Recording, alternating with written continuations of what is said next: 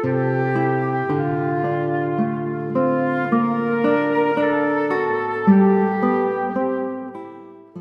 sejahtera saudara-saudara, kembali lagi bersama saya Penatua Diki di dalam Renungan Harian pada hari ini. Renungan Harian pada hari ini diambil dari Ulangan 10 ayat 12-22 yang berbunyi demikian. Maka sekarang, hai orang Israel, apakah yang dimintakan daripadamu oleh Tuhan Allahmu selain dari takut akan Tuhan Allahmu, hidup menurut segala jalan yang ditunjukkan, mengasihi Dia, beribadah kepada Tuhan Allahmu, dengan segenap hatimu dan dengan segenap jiwamu. Berpegang pada perintah dan ketetapan Tuhan yang kusampaikan kepadamu pada hari ini supaya baik keadaanmu.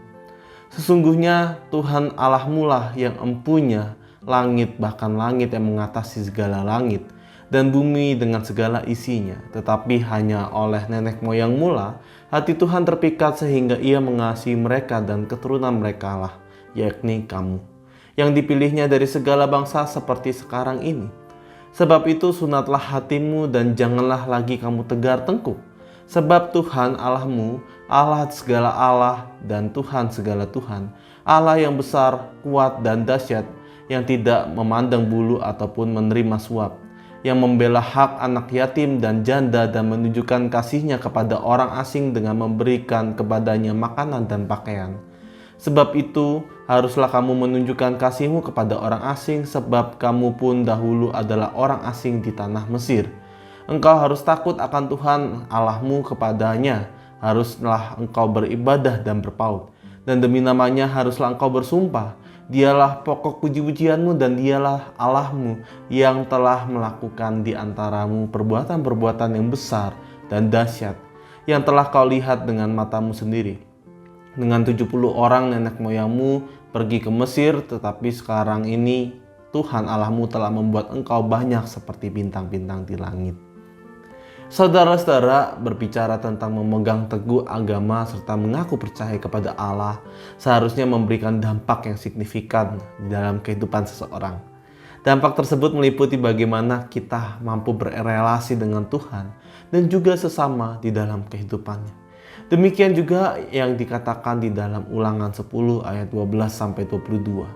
Setidaknya ada dua pokok pengajaran dari Tuhan melalui perikop bacaan kita pada hari ini.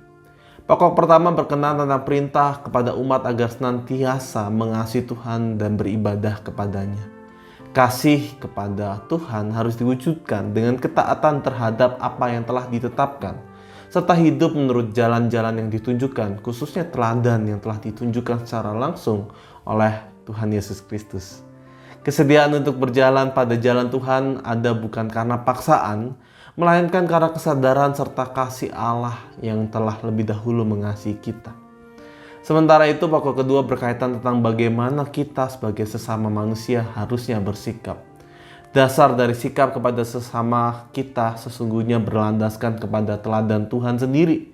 Sebagaimana Tuhan dan adalah Allah yang adil kepada semua orang dan berbela rasa terhadap mereka yang menderita, maka kita sebagai umat Tuhan pun harus melakukan hal yang serupa. Sebagaimana Tuhan telah membebaskan bangsa Israel dari tanah Mesir di mana mereka dipandang sebagai orang asing, maka kita sebagai umat Tuhan juga harus hidup solider terhadap orang-orang yang dianggap asing.